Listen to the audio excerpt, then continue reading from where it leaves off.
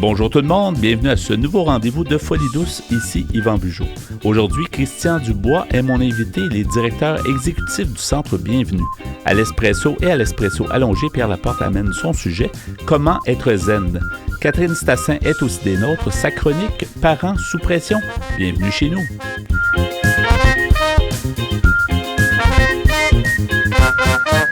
Vous écoutez Folie douce, témoignages, entrevues d'experts, chroniques, toutes les facettes de la santé mentale en une seule émission. J'accueille maintenant mon invité, M. Christian Dubois. Bonjour, M. Dubois. Bonjour. Bienvenue à l'émission. Vous Merci. êtes directeur exécutif du Centre Bienvenue. On va apprendre à connaître cette ressource qui est située dans l'ouest de l'île de Montréal. D'abord, parlez-nous un peu de vous. Est-ce que ça fait longtemps que vous êtes directeur et que vous œuvrez à cette ressource? Alors écoutez, j'ai été impliqué pendant 8 ans comme bénévole. J'ai été membre du conseil d'administration, j'ai été trésorier et j'ai fini président. Et en 2018, on a dû laisser partir le directeur qui était là. Et on m'a dit, est-ce que ça tente d'essayer? Et ça fait 8 ans que j'essaye. Ah oui, puis finalement, l'essai est concluant. L'essai est concluant. Écoutez, donc, ça fait 15 ans que je suis impliqué avec Centre Bienvenue. OK. Et la santé mentale, bon, c'est pas fait pour tout le monde. C'est quand même, c'est prenant. Il y a des défis. Ça peut être gratifiant. On aide les gens, tout ça. Qu'est-ce qui fait que vous vous intéressez à la santé mentale et que vous voulez continuer l'œuvre, en fait? Bon, tout d'abord parce que, comme je vous dis, j'ai été invité comme bénévole et j'ai pris un côté que j'ai trouvé intéressant. Un peu le côté de redonner à la société.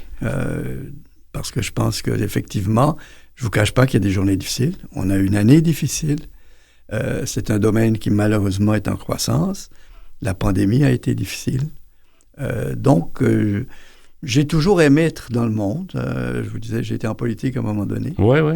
Donc, c'est sûr que c'était une façon vraiment de participer à la société. Je crois fermement que si on ne participe pas, on ne doit pas se plaindre. Et, comme je dis, la santé mentale, vraiment, a besoin de gens. Et l'organisme date de 1978. Oui. Et parlons donc justement de Centre Bienvenue. Qu'est-ce que c'est? Comment on peut définir ce que c'est, Centre Bienvenue? Centre Bienvenue, premièrement, il y a 2 entités dans la même place. On a un centre de jour et on a une résidence dans le même édifice. De l'hébergement? L'hébergement de 21 studios pour des gens avec des problématiques de santé mentale qui ne viennent que par référence de l'hôpital psychiatrique Douglas ou par l'hôpital Lakeshore. Donc, l'entrée est réservée à ce genre de personnes-là. Et donc, le centre de jour, activité quotidienne, du lundi au vendredi. On a également une classe en collaboration avec la commission scolaire Marguerite Bourgeois, où on donne des cours du lundi au vendredi, qui s'appelle Transit vers l'emploi. Donc, c'est un programme qui permet aux gens soit de retourner en emploi, soit de retourner aux études. Et c'est un programme en continu. Donc, il n'y a pas de début, il n'y a pas de fin. Les gens peuvent rester 2 ans, 3 ans, 4 ans, 5 ans. Donc, ça, c'est à peu près l'ensemble des activités du centre de jour. La résidence, elle, c'est un concept assez intéressant puisqu'on appelle ça une ressource intermédiaire, c'est-à-dire que les gens signent une entente de 6 ans qui n'est pas un bail. Et l'entente les oblige à participer à leur établissement, rencontre avec les intervenants, participer aux activités, etc. Et on appelle ça nos champions parce qu'effectivement, ils en sortent. On en a cette année pas mal qui sont partis, qui finissent dans la société, dans un appartement seul. Donc, la mission, c'est ça. La mission, c'est le rétablissement. Et pour le centre de jour, c'est que les gens aient l'occasion de communiquer, de se retrouver parmi eux. C'est très complexe, la santé mentale. Et la résidence, ça leur donne assez de temps, comme vous dites, c'est pas à court terme, c'est quand même un certain moyen terme où ils peuvent habiter, donc ça leur donne une chance. Exactement, 6 ans. Alors, il y en a qui partent après 2, 3, 4. Oui, maximum 6 ans. Maximum 6 ans. Parce qu'il faut que les 21 places, c'est pas énorme, donc il y a des besoins. Hein, absolument. Ouais. Moi, j'ai entendu parler dans l'ouest de l'île, puis peut-être à d'autres endroits, mais spécialement dans l'ouest de l'île, peut-être à cause du type de société qui est représentée, qu'il y avait des fois pas des tabous, mais en tout cas des réticences. Certaines municipalités ne voulaient pas, quand on entend parler d'un centre qui reçoit des gens qui ont des problèmes de santé mentale ou des résidences. Est-ce que vous avez eu peut affronter ces enjeux-là quand vous avez développé, en fait. Absolument, parce que, écoutez, un commentaire désobligeant, il y a quelqu'un qui a été dit dans le quartier, on a une maison de fou qui va s'installer chez nous. C'est ça, exactement. Et donc, c'est sûr que c'est difficile. Ce qui était intéressant, c'est que quand j'ai commencé à être impliqué, j'étais en politique. Et donc, on a eu, et ça c'est à l'honneur des élus locaux, on a un support indéfectible de la part des élus locaux. Et donc, on a réussi à créer cet endroit sans trop de difficultés parce que la Charte de Montréal permet, dans un article particulier, de faire des constructions de ce type-là sans faire de consultation publique. C'est ce qu'on appelle l'article 89.4 qui fait partie de la Charte de Montréal. Et c'est unique à Montréal, dans tout le Canada. Donc, ça permet, il n'y a pas possibilité d'opposition, il n'y a pas possibilité de registre, etc. C'est spécialement qu'on parle de santé mentale, c'est ça? C'est pour tout ce qui est institutionnel et qui sert à la population, donc communautaire, clinique, etc. Donc il y a pas, c'est ça, il peut y avoir des enjeux après ou quand les gens sont au courant, comme vous disiez tantôt, c'est comme une aberration d'entendre des choses comme ça, mais ouais, c'est quand même difficile de savoir qu'encore aujourd'hui, il y a en théorie, on est tous pour la bonne santé mentale. Dans les salons, on en parle, tout ça, mais quand c'est dans notre cour, c'est le fameux « pas dans ma cour ». Pas dans ma cour. C'est ça, vous l'avez vécu un peu. On l'a vécu. Et c'est intéressant que vous parliez de l'ouest de l'île parce que vous savez, dans un autre registre, pour la population, peut-être uniquement pour le gouvernement du Québec, mais il n'y a pas de pauvres dans l'ouest de l'île. Il n'y a pas d'itinérance dans l'ouest de l'île. On a un refuge pour itinérants où il y a 70 passes. Ça, la perception est que tout va bien, la vie est belle. Tout le monde a 3 autos, tout le monde a une piscine, il n'y a pas de pauvres. Mais... Donc, c'est plus compliqué. Par contre, je vous dirais qu'au niveau organisme communautaire, l'Ouest est excessivement bien organisé. On a un nombre inimaginable d'organismes communautaires qui servent différents types de populations. Mais, comme je dis, la perception n'est pas évidente. D'ailleurs, on construit un édifice à côté d'une autre. Et c'est un peu compliqué parce que c'est des projets gouvernementaux, ça finit jamais. Mais c'est sûr qu'il y a le quartier, comme je vous dis, on va repartir dans cette discussion-là pour dire que c'est pas un endroit. Et croyez-moi, parce que ça fait 12 ans que c'est construit, ça a été ouvert en 2013, on n'a jamais eu d'incident. Jamais d'incident majeur. On a des décompensements à l'occasion, mais on est bien organisé parce qu'on a une entente assez exceptionnelle avec le service de police local. Donc, on s'arrange quand on a des problèmes pour pas que ça soit trop visible au niveau de la population. Et comment on gère justement des habitations comme ça? Chacun est comme autonome, chaque locataire, ou en tout cas chaque occupant est autonome dans son appartement. Oui. Mais en gros, est-ce qu'il doit y avoir des activités de groupe? Est-ce qu'il doit y avoir un suivi, certaines supervisions? Comment ça fonctionne? Alors, effectivement, ce sont des studios, ils sont indépendants, ils sont meublés au complet. Moi, j'appelle ça du 5 étoiles, parce que c'est meublé en chaîne, air climatisé individuel, balcon à chaque endroit. Et effectivement, quand ils signent l'entente pour venir chez nous, ils doivent rencontrer un intervenant à tous les jours, à tous les 2 jours. On a quelqu'un sur place de 7 heures le matin à 23 heures, 365 jours par année. Donc, ils ont accès à ces intervenants psychosociaux. Et il y a les activités quotidiennes, comme je vous dis, à tous les jours. Donc, il y en a qui font partie des classes, où on donne des cours. Et on a fait 2 projets depuis qu'on a ouvert. On a demandé à un moment donné aux étudiants de cette classe-là, qu'est-ce que vous voudriez faire? Et on a créé un café. Donc, ils ont fait le décor, ils ont dessiné les meubles, on a acheté. Et on a un studio, comme vous, on a un studio radio-vidéo où on fait des podcasts. On a un site en ligne qui s'appelle ckct.org et on met des podcasts. Et ce sont des clients du centre et des résidents qui font des entrevues et qui parlent de leur vie et de leur vécu. C'est intéressant. C'est de la créativité, donc, elle est différente un peu et ça permet d'explorer. Si on vient à la ressource originale, en fait, oui. C'est le centre de jour. Donc, la mission, est-ce qu'elle a évolué? Parce que vous disiez, ça fait quand même longtemps que ça existe. Est-ce que, il y a le côté appartement dont on vient parler, mais est-ce que la ressource elle-même a évolué et dans quel sens? La mission n'a pas changé, parce que la mission, c'est effectivement d'aider les gens avec des problématiques de santé mentale. Ça a commencé dans le sous-sol d'église. Avec un budget de 500 $. Oui, c'est souvent comme ça que ça commence. C'est comme ça, grâce à 3 bénévoles. Donc, ouais. Et c'est remarquable parce qu'un des fondateurs est toujours au conseil d'administration, 47 ans plus tard, et avec son épouse. Et il y avait une autre, c'était 2 infirmières qui partaient cette idée-là. Donc, la mission n'a pas changé. Ce qui a évolué, je vous dirais, c'est d'abord l'espace physique, parce que On a commencé notre sol d'église, on a fini c'était un ancien garage Texaco qu'on a acheté le terrain et maintenant on a construit cet édifice. Donc, c'est surtout la qualité des services donnés sur place qui a évolué durant toutes ces années. OK, c'est ça. Et comment vous voyez la suite? Parce que ça fait quand même quelques années que vous y êtes et vous semblez vous y plaire. Puis ça prend des gens comme vous, ça prend des gens engagés qui le font vraiment pour les vraies raisons. Comment vous voyez un peu la suite pour Centre Bienvenue? Comment vous voyez un peu Est-ce que c'est une continuité ou il y a quand même des projets en vue?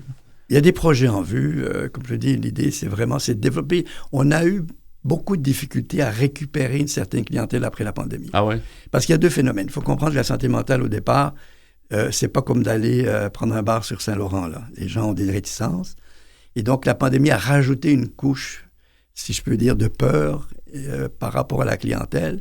Donc, un des objectifs principaux, c'est d'augmenter la capacité, c'est-à-dire le quotidien de gens qui viennent nous voir.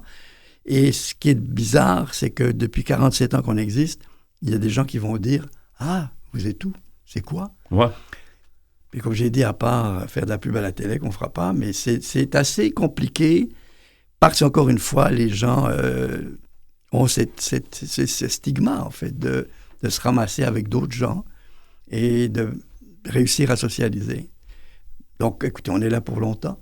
Oui, et pourtant, les groupes, c'est prouvé et c'est dit par plusieurs personnes, quand il y a un effet de groupe, un effet de... On se rend compte qu'on n'est pas seul, etc., ça a un bienfait énorme. Puis beaucoup de gens étaient réticents des fois à dire, mais pourquoi je vais aller comme m'exposer puis parler de ma vie? Mais c'est de moins en moins le cas, là. Mais les gens, souvent, vont aller chercher le positif chez d'autres gens. Absolument. Qui ont vécu un peu... On a de belles histoires. Écoutez, on a une résidente qui est partie maintenant, qui habite tout seul. Et à tous les jours, elle partait de chez nous, elle allait à l'arrêt de l'autobus, puis elle revenait à la maison. Ça a pris 2 ans pour prendre l'autobus. Et quand je la vois, elle me dit « Monsieur Dubois, je viens en autobus.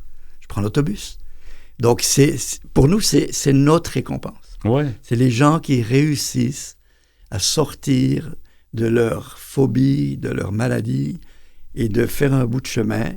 Et ce qui est pour nous important, c'est que ces gens-là reviennent au centre de jour. Donc, nos ex-résidents reviennent généralement passer un jour ou une après-midi avec nous. Donc, c'est ça. C'est ce qu'on appelle nos champions. Mais on part de loin. On part de loin. On a des gens qui partent de très, très loin. Et écoutez, sur l'ensemble, on réussit bien. On manque notre coup à l'occasion parce que, bon, on a un système d'entrevue avant d'accepter les gens résidents. Mais c'est pas toujours évident que ça fonctionne. Mais en général, on s'en sort bien. On a des cas difficiles. Oui, ça reste que c'est des êtres humains. Puis bon, comme tout le monde, là, dans le fond, on peut des fois se tromper. Puis c'est correct, c'est normal. Là, ça peut arriver.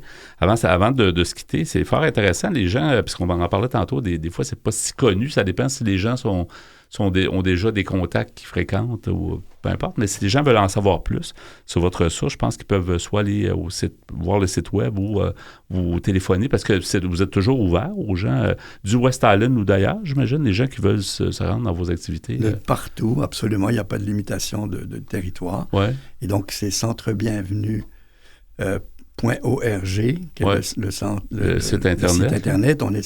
Avec le site, on est sur Facebook, on est sur Instagram. Ouais. Donc, tout ça est lié au site Internet.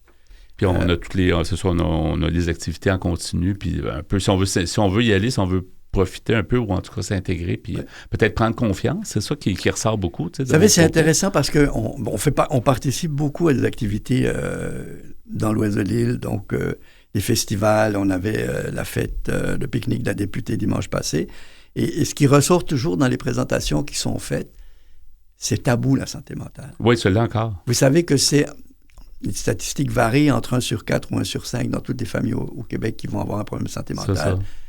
Mais on ne peut pas en parler. Non, il faut Moi, j'ai des gens on a un membre du conseil d'administration qui fait partie de l'équipe depuis quelques années, puis qui m'a dit un jour, Christian, tu sais, je suis là parce que mon frère a un problème de santé mentale.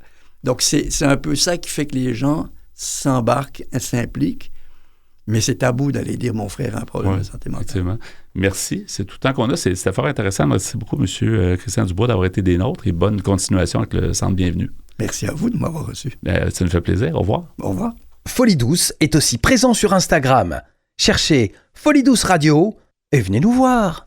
Bonjour Pierre Laporte. Salut Yvan. Alors aujourd'hui, à ton segment Espresso et le prochain plus tard dans l'émission Espresso allongé, tu nous poses une question, tu te poses une question en fait, comment être zen? Comment être zen? Oui, zen, c'est une expression qui est vraiment rentrée dans le vocabulaire québécois depuis plusieurs années. Oui.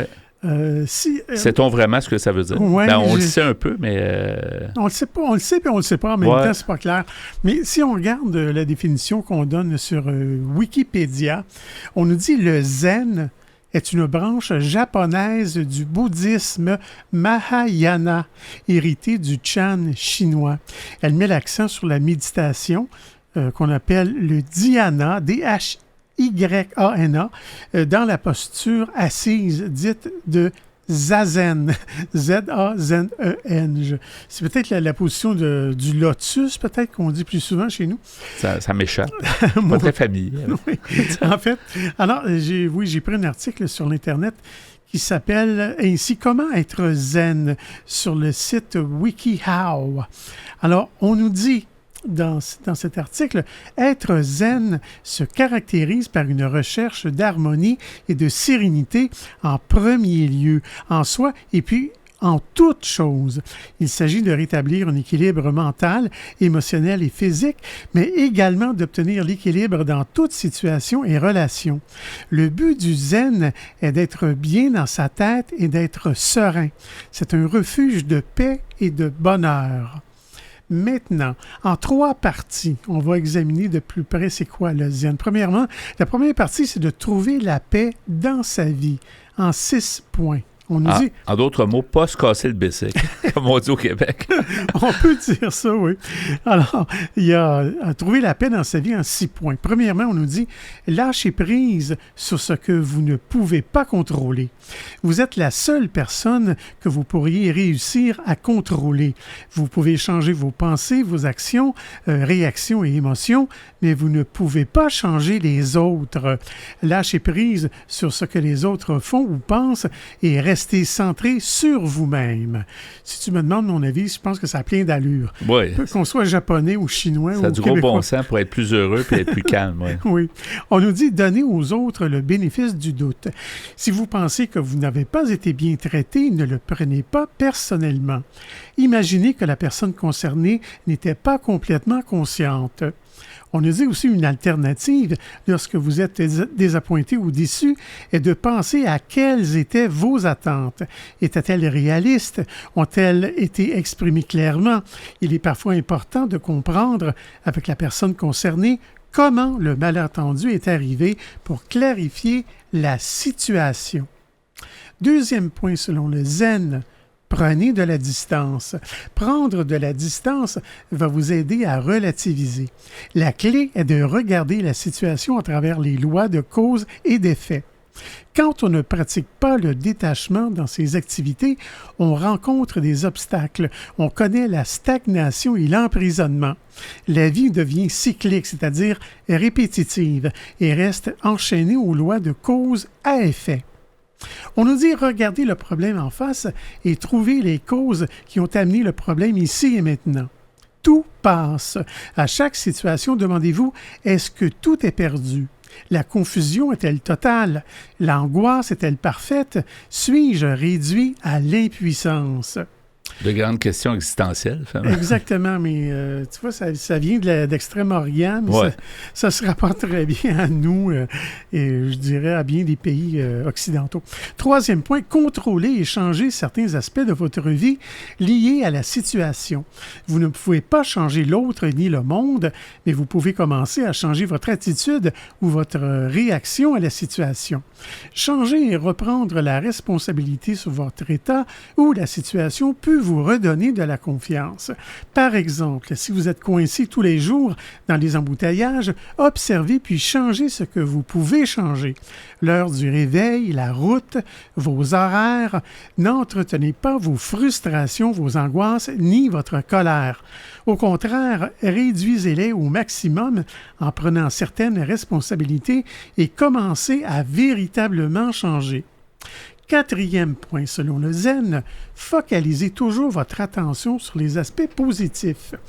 Plus vous donnerez d'attention aux aspects positifs de votre vie, plus ils se développeront. Faites la liste de ce qui va bien pour vous en ce moment.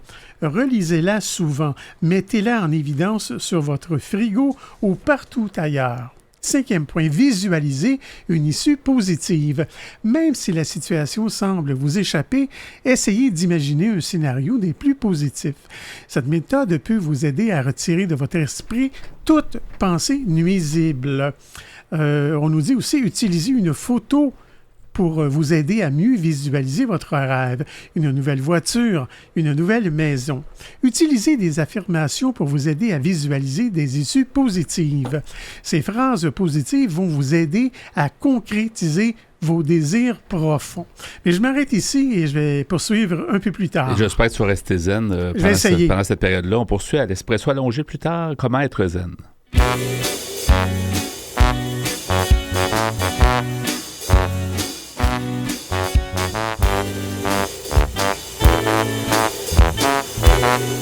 À venir à Folie douce, Catherine Stassin apporte sa chronique « Parents sous pression ». À l'Espresso allongé, Pierre Laporte poursuit avec la question « Comment être zen ». Vous voulez échanger avec nous, vous désirez participer à nos productions? Notre site web est antenne.qc.ca. Utilisateur des réseaux sociaux, cherchez Folie douce Radio pour nous trouver.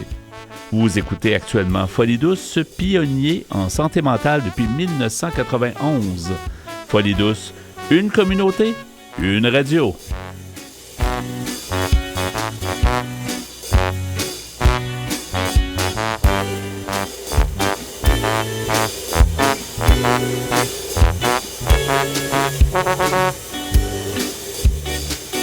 La santé mentale est un vaste monde.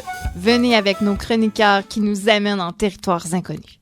C'est avec joie que j'accueille Catherine Stassin. Bonjour Catherine. Bonjour Yvan. Alors aujourd'hui, ta chronique, le titre « Parents sous pression ». C'est tout un programme parce que de nos jours, les parents sont, paraît-il, selon des études, plus stressés que dans le temps. Mais qu'est-ce que ça veut dire ? Et pourquoi surtout? Pourquoi est-ce qu'ils ont plus de stress? Et dans le temps, il faut s'entendre quand? Parce que il me semble que ça fait longtemps que les parents sont stressés. Hein? Alors, si on remonte à 30-40 ans, je dirais que c'est sûr qu'il y a une grosse différence. Et même, il y a une grosse différence avec les parents qui ont des enfants de tout juste 20 ans où les médias sociaux étaient naissants. Ouais. Donc, c'est encore autre chose, ça. Mais il faut surtout se dire que dans le temps, quand je dis 30-40 ans, quand même, pour pas trop faire de bévues, on pensait à l'enfant ou au bébé comme un être un petit peu secondaire, entre guillemets. Je mets bien des gros guillemets là. Pourquoi? Parce que on pensait que dans le fond, souvent on discutait... Enfin, je dis on exclusivement cette fois-ci. Dans les familles, on discutait, on ne pensait même pas que l'enfant entendait, à la limite, qu'il enregistrait et encore moins qu'il comprenait. Il faisait partie du décor. Exactement, c'était comme un être secondaire. Un peu comme un animal de compagnie, là. Je ne veux pas non plus manquer de respect. Oui, c'est ça. Oui, tout à fait, mais il y avait quelque chose de ça. Ouais. Et puis, on s'est rendu compte qu'en fait, il avait des besoins... cognitifs et puis des besoins émotionnels et qu'un bébé, quand on lui parle, il peut comprendre, ne fût-ce qu'à l'intonation et au débit de parole, il peut comprendre certaines choses, il peut comprendre s'il y a un environnement tendu, pas tendu, etc. Donc, on s'est aperçu que maintenant, dans le fond, on les traite comme des êtres à part entière, c'est ça la différence, dès qu'ils sont nouveau-nés.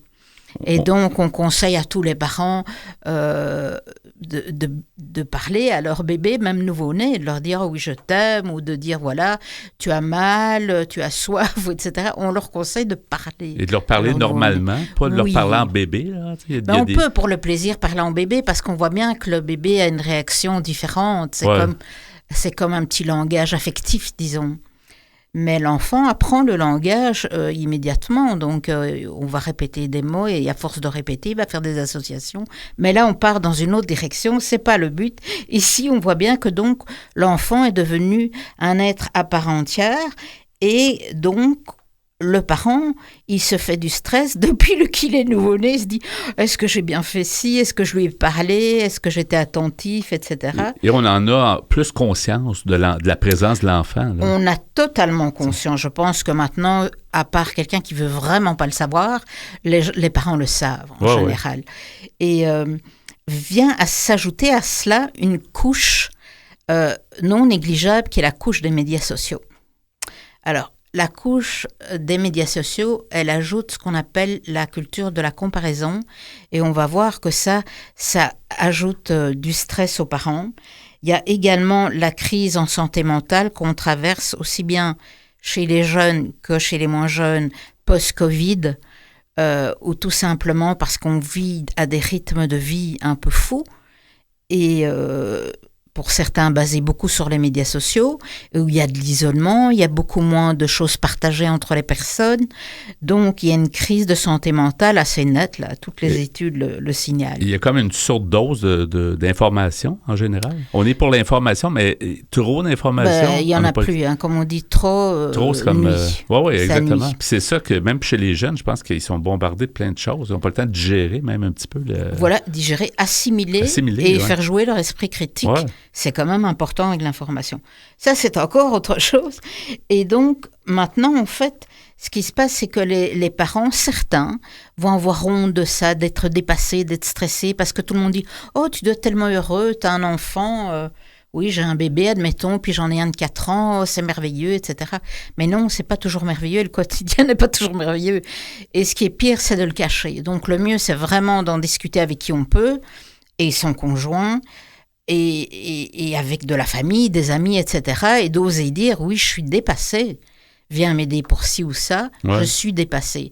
Parce que si on cache ça, c'est un cercle vicieux, on enfouit, et puis on fait semblant de s'en sortir. Mais en fait, ça mène à des situations vraiment difficiles. Oui, absolument. Ça s'accumule, puis à un moment donné, ça va sortir pas de la meilleure façon. Non, ça peut sortir en crise. Ça va mal s'exprimer. Là. Voilà, c'est ça.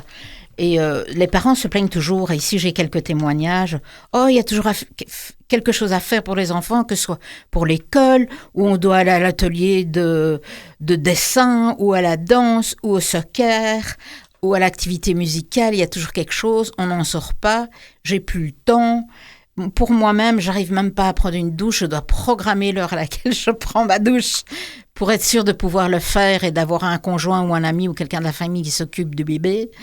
Enfin, c'est quelque chose qui, dans le temps où les gens vivaient plus en grande famille, il y avait quelqu'un toujours pour surveiller et on surveillait moins peut-être, disons qu'on peut le dire comme ça, que les enfants se baladaient un peu tout seuls dans la maison ou dehors. Voilà, exactement. On a tous vécu ça où on était avec des tout petits dans un terrain vague près de la maison, on le laissait en charge de l'enfant de 3 ans. Oui. Il y avait des genoux éraflés après, mais tu sais, il n'y avait pas des grandes blessures. Entre autres, et d'autres petites choses. La majorité du temps, c'était pas si grave, mais il arrivait des drames. Il arrivait des choses, oui. Moi, j'ai eu quelques expériences, mais je veux dire, c'était dans la mentalité de l'époque, parce que je pense que, enfin, en tout cas, mes parents voulaient qu'on soit débrouillards. Oui, c'est ça. Donc, ils nous laissaient un petit peu faire, quitte à s'inquiéter, pas nous le dire. Tout le temps nous prévenant, mais fais attention à ci, traverser la rue, tu sais, il y avait des... Pensant que le fait d'être en groupe aussi, ça allait nous protéger. On fait des plus grosses bêtises. Oui, soit des plus grosses bêtises, ou soit qu'on était, on était protégés par les autres. Mais... Voilà, c'est ça. Ouais. Et donc les parents se plaignent, mère et père, donc. D'être sous pression, finalement, d'être souvent... Ils sont sous pression. Gros stress. On peut le dire comme ça, gros stress. Et ici, j'ai un tout petit peu de chiffres pour te donner quand même une idée de grandeur. Il y a presque 50%, donc presque la moitié, des parents qui se disent complètement dépassés par les événements. C'est quand même rien. La moitié des parents complètement dépassés. Et 41% de ces parents disent qu'il leur est arrivé d'être tellement stressés qu'ils n'arrivaient plus à fonctionner normalement. C'est-à-dire où ils ne savent pas travailler, ils vont au travail mais ils ne travaillent pas, où ils ne savent pas aller à l'activité ou être fonctionnels avec leur enfant, c'est-à-dire jouer, faire prendre le bain, chanter des chansons, faire que la journée se déroule normalement. Donc 41% n'y arrivaient pas à un moment donné. Donc c'est quand même énormément. On a tellement de choses, on a tellement débordé sous pression qu'on n'y arrive plus. On gèle à un moment donné. Et ça, on peut un peu les comparer quand même par le fait que l'étude prend en considération un groupe qui n'était pas parents. Et ce groupe-là, il y avait seulement 26% des gens qui se disaient dépassés par les événements et seulement 20% qui se sont sentis totalement, donc c'est la moitié totalement dépassée et anéantie au point de geler dans une situation et de ne pas être fonctionnel. D'accord ?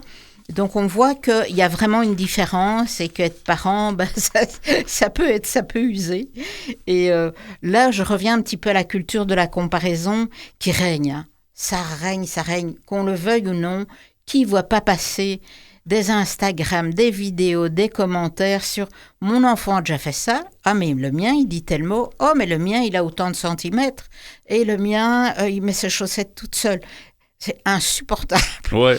Et je sais que dans le temps, moi, je trouvais déjà ça extrêmement difficile, je dis il y a 30 ans environ. Les comparaisons. Quand les gens autour de nous disaient « Oh, mais tu dois faire comme ci et pas comme ça. » Et le biberon, « Oh, mais t'es sûr que c'est bon. » C'est déjà extrêmement pompant qu'on essaye de bien faire tout comme je demande. Ouais. Donc maintenant, à ces commentaires familiaux et d'amis se rajoutent les commentaires en ligne. Et pour les parents qui sont victimes du syndrome de ce qu'on appelle le doom scrolling, c'est-à-dire comment on dit ça, le défilement. Donc, on va sans arrêt surfer et faire défiler les choses de manière morbide, c'est-à-dire qu'on ne peut pas s'arrêter. On déteste ces commentaires, mais on est collé dessus quand même. Et le temps file pendant ce temps-là, on s'en rend pas compte. Et le temps file, on n'a rien fait, et puis il faut aller se coucher. Oui, on a défilé pendant des minutes, puis on s'en rend pas compte. C'est ça. Donc, le stress augmente comme dans une auto-quizeuse, n'est-ce pas? Oui. Et ça monte. Et si on ne trouve pas des aléas, disons plutôt des avenues, ou pour faire sortir la vapeur et se faire aider, ça peut prendre des dimensions dramatiques. On ne veut pas ça, d'accord? Donc, ce qu'on veut essayer de faire, c'est de diminuer ce taux de cortisol, diminuer les dépressions maternelles ou paternelles. Et pour ça, on doit savoir, enfin les jeunes parents qui nous écoutent, et moi jeunes doivent savoir que par rapport à 1960, eux, ils passent 2 fois plus de temps avec leurs enfants que les parents en 1960. Donc, c'est quand même extraordinaire. Donc oui, on peut passer du temps et peut-être pas super bien s'en occuper. Mais en général, si on passe du temps et 2 fois plus... Donc, en 60, les enfants étaient vraiment... Allez, dors, jouer, et le père... je ne veux pas généraliser, mais beaucoup souvent, des papas arrivaient tard, et puis c'était à la maman de faire tout et de s'occuper aussi des enfants et les envoyer jouer dehors avec les autres. Donc, il y a eu une amélioration quand même, d'une certaine façon, dans la qualité d'une relation parent-enfant. Je crois qu'il y a énormément de progrès, en tout cas en prise de conscience du temps de qualité qu'on passe avec les enfants. Ouais. C'est ça qui est fondamental, en fait, c'est le temps de qualité. C'est pour ça qu'il faut soigner sa santé mentale. Ouais. Parce que on peut passer peut-être moins de temps qu'on pense, parce que trop de temps mais pas de qualité, c'est pas bon. Donc, on va essayer de se garder des moments pour soi, de prendre sa douche, d'aller faire du sport, et puis de revenir avec du temps de qualité. Et même les enfants ont le droit d'être seuls aussi. Des fois, ils ne sont pas obligés d'être toujours supervisés. Les enfants peuvent avoir aussi le droit d'être un peu à l'écart. Ils doivent errer, s'ennuyer. S'ennuyer, puis réfléchir, puis lire ou peu importe. Là. Oui, mon Dieu, lire. Ouais. Pourquoi pas? Oui. Et ici, je fais appel à la société aussi, de manière générale, parce que la société du travail n'est pas faite, elle n'est pas en lignée, les horaires, avec les horaires d'école. Donc, je trouve que ce qui serait chouette, et ça, il y a une chercheuse qui parle de cette idée-là aussi, c'est que, dans le fond, ce serait sympa quand même que les horaires d'école soient quand même un peu mieux alignés sur les horaires de bureau. Et il y a déjà des tas de pays où il y a un accueil, les enfants font du sport ou font d'autres choses. Il y a les cours, et puis en après-midi, il y a sport ou atelier, cuisine, parascolaire, poterie, multiple, et on sait maintenant que poterie, cuisine, ça contribue autant à l'apprentissage d'un enfant pour les liens sociaux et pour son développement personnel, les connexions qu'il va faire dans son cerveau. Pourquoi pas des ateliers de langue ou d'autres choses. Pour enlever des tâches à ses parents, tu sais, cuisine. Si l'enfant sait un peu plus cuisiner, il peut aider. Peut-être, pourquoi pas, mais pour l'enfant aussi, pour passer du temps et que l'horaire soit un peu plus compatible avec les parents qui stressent à l'aller, qui stressent pour revenir à l'heure et qui payent des frais de garderie de fou. Ouais. Et voilà. Donc, est-ce qu'il y a vraiment des solutions pour tirer la pression à laquelle sont soumises les parents? Je pense qu'il faut faire appel collectivement. Donc oui, il y a des soignants, on peut aller consulter, mais au-delà des soignants, il y a la famille, les amis, des fois des collègues. On serait étonné en parlant, en partageant notre situation, quelqu'un d'autre vivra la même chose, peut-être qu'il habite dans le même coin, on va s'entraider. Tiens, on va cuisiner ensemble, on va faire X repas, ou on fait d'autres choses avec les enfants. 1 fois sur 2, c'est toi qui les amènes à la danse, et vice-versa, d'accord? Donc, il faut qu'on recrée des liens sociaux une communauté un peu plus pour que la parentalité, la difficulté que vivent les parents pour le moment soit un petit peu diluée. Hein, qu'ils aient leur vie, souvent des vies professionnelles riches, parce qu'ils ont choisi et qu'ils ne doivent pas faire le choix entre ça ou élever des enfants. Et voilà. Oui, tu nous as apporté des références qu'on va mettre sur notre site web, quelques références intéressantes en rapport là, sur le site. Les organismes de soutien à la famille. Oui. antenne.qc.ca, dans la section mentionnée à l'émission. Puis ta chronique, en fait, c'est Parents sous pression. Merci beaucoup, Catherine, pour ça. Merci, Yvan. Puis à la prochaine. Au revoir. Au revoir. De retour au micro à Folie douce, l'émission qui démystifie les problèmes de santé mentale. De retour au micro avec l'espresso allongé et le sujet que tu as commencé plus tôt, la question, comment être zen? Comment être zen, dans ces temps affolants, il me semble que plus ça va, plus les gens sont nerveux, puis ils sont sous pression de toutes les façons. Là. La vie est stressante, c'est vrai. Effectivement. Mais je disais en ouverture, un peu plus tôt dans l'émission, zen, c'est vraiment entré dans le lexique québécois. Et tu vois, Catherine parlait des parents sous pression, mais effectivement, il y a beaucoup de pression dans la société, alors il faut essayer de développer notre côté zen un peu. Là. Oui. Alors, j'avais commencé un peu plus tôt, là, avec la partie 1, où on nous explique les grands principes du zen. On nous disait, par exemple, dans la première partie, ça s'appelle « Trouver la paix dans sa vie » en 6 points. Et j'étais rendu au point numéro 6. Alors, on nous dit « Profitez du chemin. Au lieu de regarder l'avenir et de mettre toute votre attention sur le résultat tant attendu, concentrez-vous sur le chemin. Ce chemin est plein d'enseignements. Acceptez avec détachement toutes les nouvelles épreuves. Elles vous obligent à être entièrement présent. Chaque moment est un nouveau moment où tout est possible. Retrouvez le calme de votre respiration et recentrez-vous sur votre cœur. Remerciez la vie, les gens qui vous entourent, la nature, le tout, le rien. Remerciez vos ancêtres sans qui vous ne seriez pas là. Remerciez votre corps qui est un organisme complexe et fabuleux. Pas quand il est malade, par exemple. Non, mais c'est toute une machine. Oui, c'est vrai. Corps, c'est vrai. Toute une belle invention. Là. C'est vrai, ça. Une belle invention. Une belle invention du créateur. Oui. On nous dit remerciez vos émotions, c'est-à-dire la joie, la peur, l'amour, la colère, qui vous permettent de ressentir la vie dans votre chair. Et remerciez les éléments fondamentaux, c'est-à-dire la terre, l'eau, le feu et l'air. Deuxième partie. Du zen, du principe zen. La deuxième partie, ça s'appelle reconnaître ses émotions, en 6 parties. On nous dit, premièrement, exprimez votre colère. Trouvez un endroit calme et paisible, prévenez votre entourage et consacrez au moins 5 minutes par jour à exprimer votre colère. Il s'agit de décharger une énergie de votre corps dans l'action en toute conscience. Ça ne veut pas dire tout casser, ça. Non, non parce qu'en plus, ça coûte cher parce qu'il faut que tu remplaces. C'est ça, ça peut faire mal, ça peut blesser. Oui, exactement. On nous dit, vous pouvez aussi crier dans la nature ou en sautant en parachute.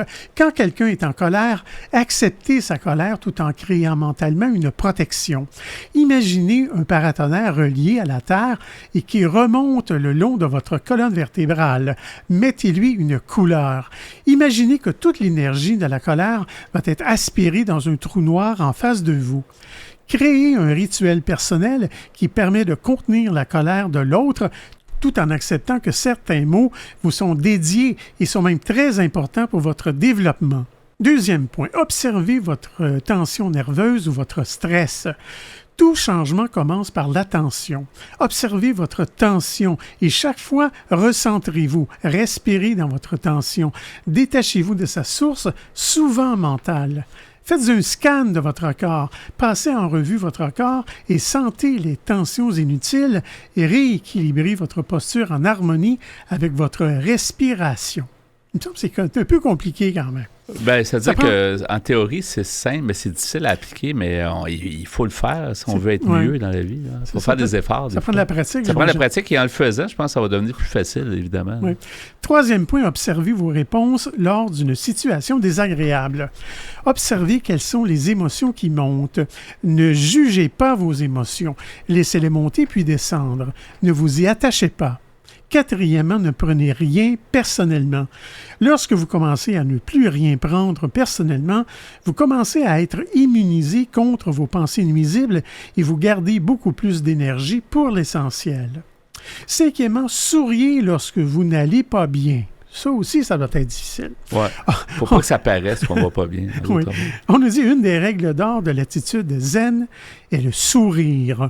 Le sourire vous permet de garder une distance nécessaire en toutes circonstances.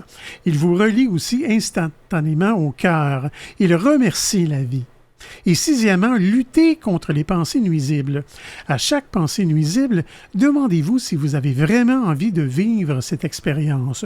Sinon, détachez-vous de cette pensée avant qu'elle ne se réaligne. Et c'est quand même très prenant, toutes ces émotions-là. On n'a pas idée des fois qu'est-ce qu'on dépense comme énergie négative. Ouais. Donc, ce que tu dis, c'est intéressant là, d'éviter ça. Là. Oui, et on nous dit en conclusion de la deuxième partie, lorsque vous êtes envahi de pensées nuisibles, pensez mentalement à couper votre tête et visualisez qu'une nouvelle tête émerge avec seulement la pensée de votre troisième œil, votre soi supérieur, votre intuition. Restez détaché de votre mental. Alors, il y a une troisième partie dans l'énumération du zen. Ouais. La troisième partie s'appelle « Se donner de l'espace ». C'est en 6 points. Mais je n'aurai pas le temps de continuer, mais les gens pourront aller voir sur Internet. Oui, sur notre site antenne.qc.ca, on va mettre la référence. Donc, les gens qui veulent lire tout cet article-là complet et cette troisième partie-là. Donc, dans la section mentionnée à Folie douce sur antenne.qc.ca, sous ta chronique, comment être zen. Merci, Pierre. Vous aimeriez réentendre nos émissions, entrevues et chroniques via YouTube? Pas de problème. Pour y accéder, visitez notre site web antenne.qc.ca. antenne.qc.ca. Avant de terminer ce rendez-vous de Folie douce, tous les auditeurs de l'émission se joignent à moi, Pierre, pour te remercier pour ton travail en régie.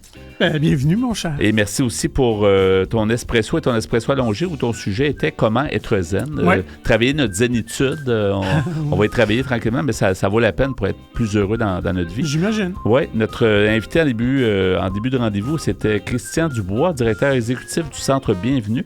On a aussi eu Catherine Stassin qui nous a apporté sa chronique Parents sous pression. C'est Yvan Bugeaud à l'animation. C'était donc Folie douce cette semaine. À la prochaine. Au revoir.